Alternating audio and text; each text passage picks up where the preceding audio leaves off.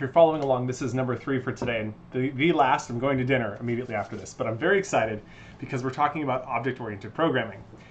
Now, I'll slow down a little bit for this topic because it is programming, it's scripting, it's a little bit more involved, so to speak, with your mind. And there's 2 things I want to talk about. Sending local events, we'll briefly mention networked events, and secondly is thinking object-oriented. So one of my interns is working on a kind of pirate-themed world, and they have cannonballs, and it really helped me think about the problem, thinking about with this I think we can all imagine a cannonball goes into the cannon, that sort of thing. So we're going to use that as our examples today to kind of wrap our brain around the problem. First thing we need to talk about is, what does it mean to be object-oriented? Now, if you've come from code blocks, everything there was object-oriented. You were required to use object-oriented thinking and like ways of doing things because your scripts they had to be attached to an entity, right? We call them entities now, previously known as objects. And so when you have scripts each independently running, you have entities each independently running their own script, they can think for themselves. And they can also communicate between each other, which is where we used to send events. You can still send events, which is why we're going to be talking about that today. Now, in the case of the cannonball example, let's imagine you have one cannonball and a trigger to detect when the cannonball's been placed into the cannon. So you could have the trigger have a property for cannonball, and when the cannonball goes into the trigger, you could turn the visibility off on the cannonball. And that means you have one cannonball and you've got one trigger, and that just happens to work. It's okay, it's not great, but it does work. Now, there are many ways of doing things, but if you want to think about this object-oriented, you might like to have 7 cannonballs rolling around in the ship. And so if you have more than one, suddenly you need to have 7 different cannonballs on the properties panel. And things get a little bit chaotic if you're trying to manage it all from one trigger, one little trigger trying to do it. And then what if you want to have multiple cannons, just like multiple cannonballs? And so we can start making these scripts think about each other independently. So the cannonball can have its own script for, like, say, a return script or something. And the trigger can say when trigger is entered by an entity, in this case a cannonball, you'd put the cannonball in the trigger, and then it would say turn the visibility off on that cannonball. So relatively simple task, but you can see the cannon, when the cannon trigger receives the cannonball entering it, it can send an event to the cannonball telling it to return to its original position, which I think is a great way for us to do this today. I think all of those are great topics that we really haven't touched on in this series, so I'm excited to dive into them. And you can start to imagine situations where you do want your things to communicate, to tell each other, hey, you just entered me, it's time to return, or whatever it wants to do. So with that said, let's go ahead and start writing this code up. Now, we are in this world here that we're just working on, and we're going to just use this space because we're here. So we're going to pull out a cannonball, i.e. a sphere, that we will change the color of to black. It's a little too large right now, so we'll change the scale down to 0.3, 0.3, 0.3, changing the color to black, and voila. Change that tint strength to 1, and it's looking pretty good. I'm wondering what happens if we lower the brightness to 0. Nothing, because black is already as dark as it gets. Got it, nice. All right, we could change the texture, but we're not going to. We just need to do a couple more things on here. Number 1, we need to make it interactive, so grabbable. And while we could add a tag using this plus button to add a tag here, like cannonball, the reason I don't recommend doing that is because there's currently a bug where if you duplicate the cannonball, this one has cannonball listed, this one also has cannonball listed. Well, I've had it where it doesn't have cannonball listed there. And so I'm just saying, be cautious. We're not going to use this tag system because it's not as reliable. And so instead, what we're going to do is attach a script. So we'll click attach script. This will be called cannonball underscore entity. Give that a second to compile onto that. That should have gone. Click enter. Oh, it's searching. I forgot to click. I meant to click new script. Create and attach. There is the button I was looking for. And what we're going to do is on world start, we're going to add a tag manually, which is just a little bit more reliable in my opinion, based on some errors I've experienced in the past. So we'll click edit script. And then here in edit script, we can remove the HC dot. We can remove all of the HC dots. Again, as always, this is just a personal preference. Control period enter to explicitly import component. And then on start, we want to say this dot entity dot tags dot add. There's also an option to set, but I prefer add. And then we're going to add cannonball. Very nice. And now that we've added the tag cannonball to this entity, this will add to anything that's running this script. And so in this case, here we have one cannonball, but if we duplicate this cannonball, now we have two. So kind of nice. We'll go ahead and keep with the two cannonballs for now. And what I would like to do is actually modify the first one because I forgot to apply physics. So we set it to grabbable. We need physics as well. There we go. Very nice. Now that we have this, we do need a location to drop our cannonball off and into. So we're going to grab a 10 by 10 plane.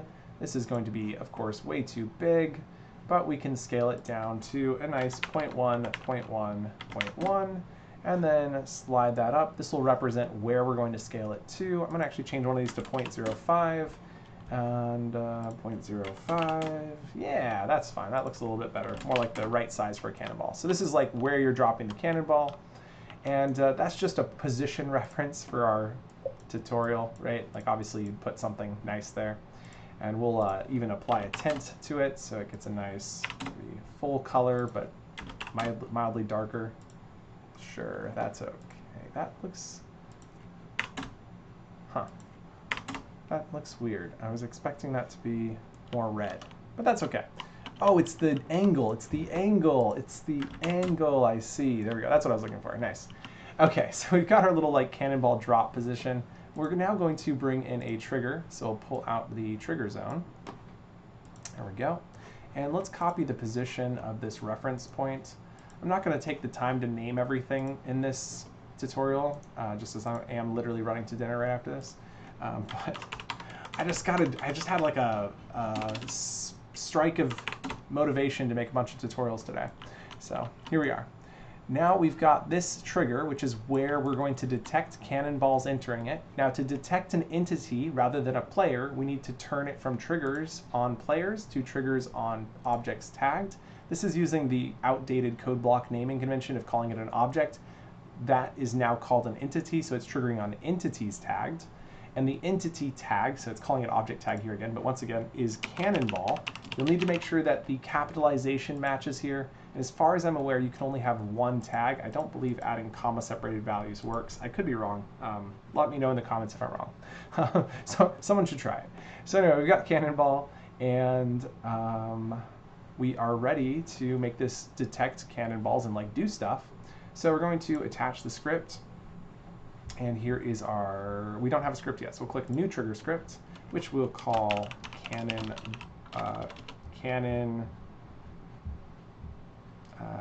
entry, cannon loading trigger. There we go. That really describes what it's supposed to do because it loads the cannon. Create an attached script. Now what's nice about creating scripts this way, if you haven't started doing this, is it creates a script for the gizmo. And there aren't a ton. I know that the trigger works and the custom UI works. I'm not sure what other ones do. But when you edit the script, it will come with a bunch of defaults for you. We then delete the defaults we don't need. So in this case, we want entity enter trigger, not player enter trigger. So I'll delete player. And I can then delete the player line here. I also prefer for mine to be entity enter trigger with a lowercase, so it matches all of the other stylings. I'm going to then delete all the code inside of this local method. And I can make sure to rename this one to match the local method as well. You'll note here that this is using a different way of connecting to the local method. This method we don't teach. Shards created a document a while ago which has kind of like the best practices for Horizon, and we've all agreed to use arrow functions because using .bind this does occasionally lead to errors that are not caught by the type checker. And I've definitely shot myself in the foot when I used to use .bind this. And I've found that the muscle memory of using a arrow function where you type entity arrow function, curly braces, and then you call the local entity enter trigger, parentheses entity, is really not that hard. You obviously don't need to redo this when you're taking one of these scripts and you're using it. I just thought I would demo it for you guys here today. So this is the way that we do it as a Horizon. Like this is the quote proper way of doing it. And I do agree. I think this is a good way of doing it so you don't accidentally shoot yourself in the foot. If you're not familiar with this kind of arrow function, you're feeling uncomfortable with it, this is the parameters of the function call. So when we have onEntity enter trigger, it is calling this function here. And so entity is the parameter, which you get by hovering over this. This tells you what the parameters are right here. And so we just named entered by to entity rather than calling it entered by. And then here is the code that's actually being run, which is calling our local method entity enter trigger and passing the parameter entity, which links us down here below. If you have questions on that, let me know in the comments, but I think that is a pretty decent explanation. But yeah, just like this method has the name and then the parameters and then the curly braces is where the code happens, that's exactly what's happening up here, except for it doesn't have a name. So kind of same thing. With that set up, when the entity enters the trigger, this is where we're going to want to send an event to turn it off, and return over some time, question mark. So we're going to figure out what we want to do there in just a minute. But I think we should make it visible that it is working. So let's start by typing entity.visible.set parentheses false. We can do the same thing with collidable, entity.collidable.set parentheses false. So we've now turned off the visibility and collidability of the cannonball when it enters the trigger. And I think that's all we have to do. Let's give that a shot. Dun, dun, dun, dun, dun. World simulation on. I would have expected it to compile for longer, but I didn't see any blue compiling. Let's see. Everything looks good. Compiled at 5. I'm going to just recompile the whole world just in case. Felt kind of weird there. 544. I'm 547. Yeah, it should have compiled at 547. It says 544. That's weird. It's recompiling, and it says it's compiled successfully. Clear. Refresh world. Right-click. Preview from here. All right. Here we go. We can grab the ball. We can then drop the ball in the trigger. Drop the ball in the trigger. There we go, and you can see it disappeared. Very nice. So not as easy to use on mobile, so that's something that we're going to have to think about at some point in the future. But as you can see, that works as intended. So the next thing we need to do is create an event. Now this isn't something I do a lot. I don't really, like if you can avoid using events, I highly encourage it. But occasionally you do. And in this case, this is a great place to demonstrate it when we're talking about especially object-oriented programming. So under scripts, we're going to create a new script called events_data. And this data file will store all of the events for our world. So we can then hit 3 dots, open external editor. Here we are. We can now Control-A, backspace, enter, and just like all of our data files, we'll type export constant events_data equals curly braces. And in here we can start defining events. Now there are 2 different types of events. So we want to create 2 different bags of stuff, so to speak, inside of here, or 2 different JSON objects to hold the different types. And so the first type is called local events. So we'll say local, colon, curly braces, comma. And the next type is networked. And those are for communicating across the network. I'm sure we'll talk about that whenever we get into a local scripting video, which is different than local events. Although kind of similar. I'm not sure how much I want to say about that. But anyway, so here we have our 2 different bags. And if we come down to the bottom here and call events data, and then hit period, you'll see that we can go into each of those bags, local and networked. Pretty nice. So now in local, we want to send an event cannonball loaded. And so we're going to create a new event called cannonball loaded, colon, which is going to equal a new local event. So type local event, there it is. And local event, I'm going to create this by memory. I just really don't do this enough, so I might have to look at an example. We'll start with opening bracket, this is what we're going to store, like what we're going to pass as data. In this case, we don't need to pass any data, so we can just leave an empty JSON object or curly braces, and then parentheses, and then this is the name of the event.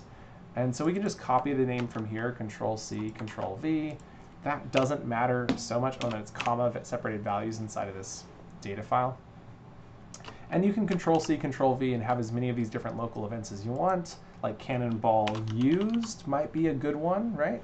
So let's keep both of those, Control-C, Control-V. And then if you had a networked event, it would be the same sort of setup. We're just going to do a sample networked event, and that's new networked event, square brackets, curly braces, square brackets, parentheses, single ticks, comma, and we can copy the name Control-C, Control-V. And so this is how you would create a networked event. And networked events are for communicating with other devices. So it's possible to write a script that can run on another player's headset. In that case, you would need to communicate across the network from the server to the player's headset or to the player's phone or whatever device they're using. That's where networked events come into play. It's a very, very complex topic that I genuinely try to avoid using unless it's absolutely necessary.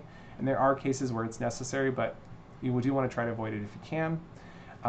But local events, this is more for like object-oriented programming, as you're about to see, as we communicate with the cannonball and tell it what's going on. Okay, so we've got cannonball loaded and cannonball used. Let's remove the loaded from that name. And there as well. There we go. Control save. This data file is looking good. So now here, we were previously using visibility set to false and to true, or excuse me, visibility and collidability set to false. Nice. But now we need to tell the entity that it's been loaded. So we're going to say send local event, parentheses, and we're going to send this to the entity. And then the event is from our events data .local.cannonball loaded. So we're sending the cannonball loaded event, which has an empty payload, so just curly braces, and semicolon.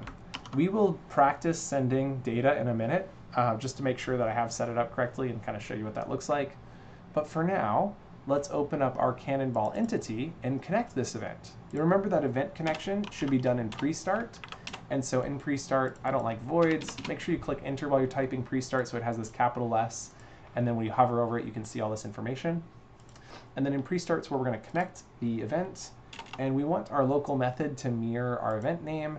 And since the event name is cannonball loaded, Control C, we'll come down here and create a local method called cannonball loaded. No parameters yet, so just empty parentheses, then curly braces.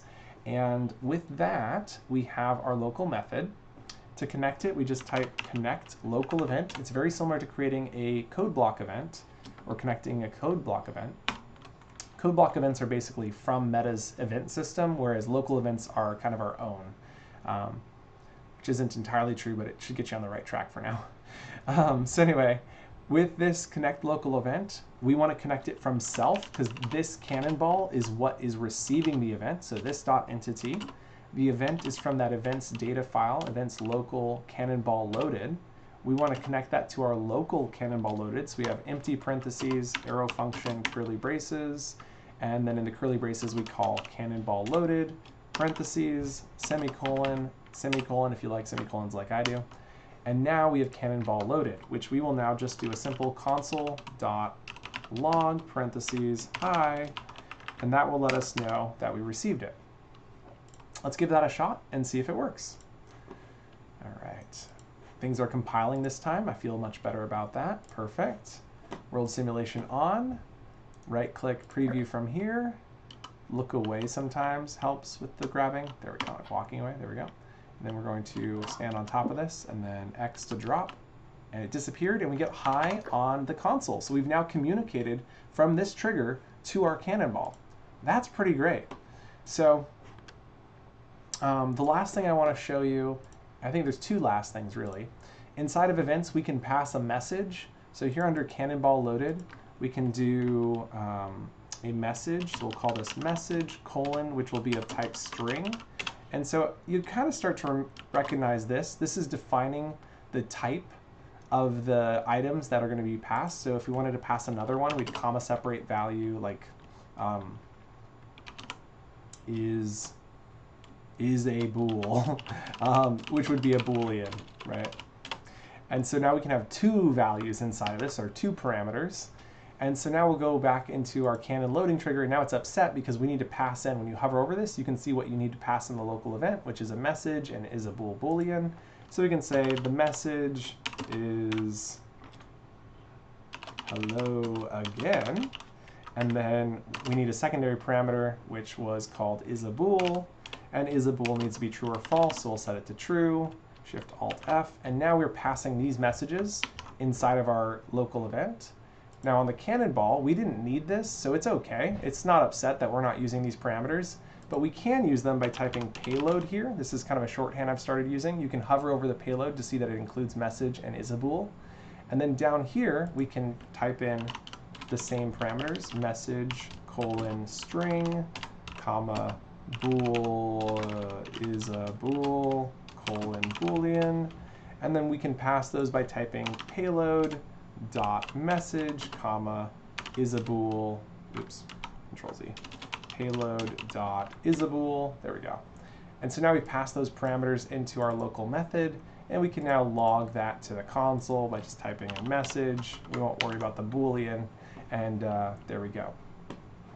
So now with that set up, it's compiling over here, and world simulation on, right click, preview from here, and walk away, walk back, grab, jump on top, X to drop, and we got hello again, so you can tell that the message was sent, and now you can imagine expanding upon that.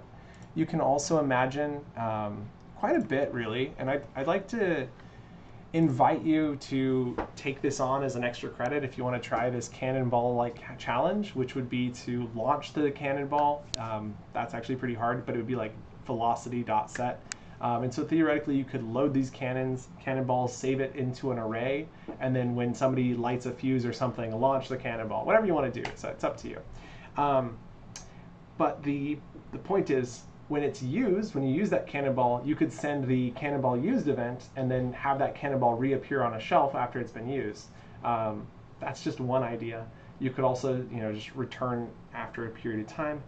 I would love to see you expand, like challenge yourself with that expansion on this little demo here today. There's one other event type that we should talk about before I move on, and I do not recommend you use it, but I want you to know it exists in case there's a use case that does make sense. We haven't actually showed this, but as we mentioned at the beginning, you could have a bunch of these cannonballs, so we'll just duplicate, 6 or 7 of them, and then if we hit world simulation on, they'll bounce out and go everywhere, which is kind of funny because of the physics. But imagine you needed to send a message to all of these cannonballs.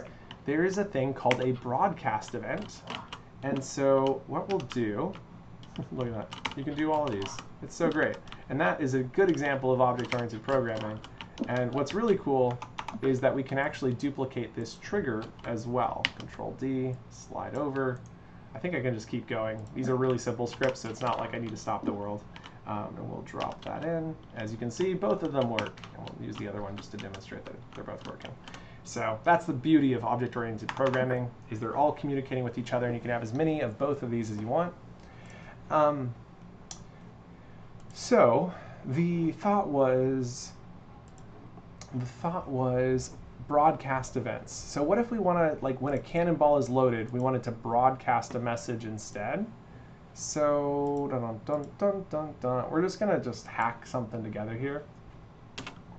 We're gonna type send local broadcast event, and this broadcasts it out so that anything, not just cannonballs, but anything can listen to this event.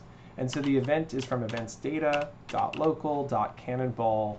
We'll just call it cannonball used for the sake of having 2 separate events.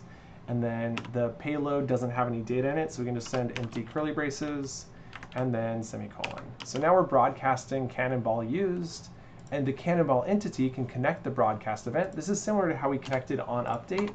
So you'll remember connect local broadcast event is how we use on update, and the event is of course from events data.local.cannonball used. And then just like before, we have an arrow function and we need to do something.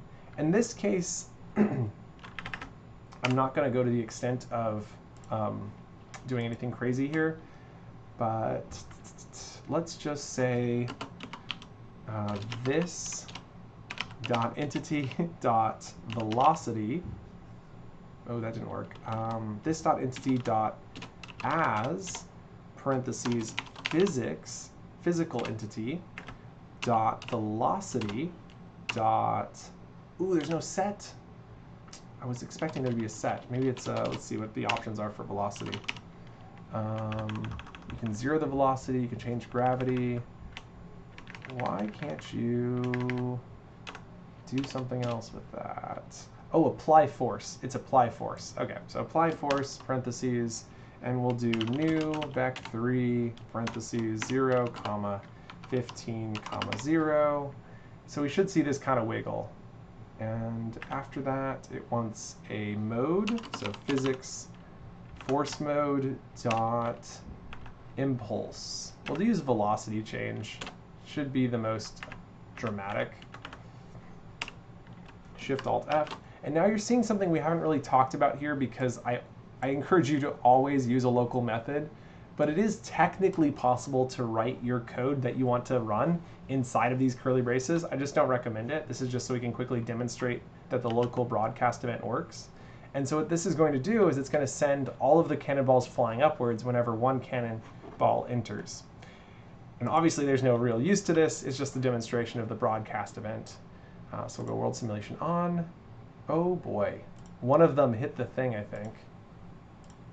Dun, dun, dun. We should delete most of these. This was a mistake. Here's one. Slide that up. Control D. Slide that up. There's 3. Okay, world simulation on. Now they shouldn't be so chaotic. Clear. World simulation on. Let go of that one. Right click, preview. All right, so we got our cannonballs. We'll grab one, and then we want to watch it from this direction so we can see it happen. Press X, and there they go. Kind of neat. Kind of neat. And I really hope that helps you guys. This has been fun.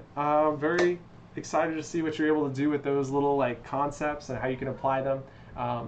Thinking about, if you've watched these in order that they were released, we talked recently about game loop and using function files and data files.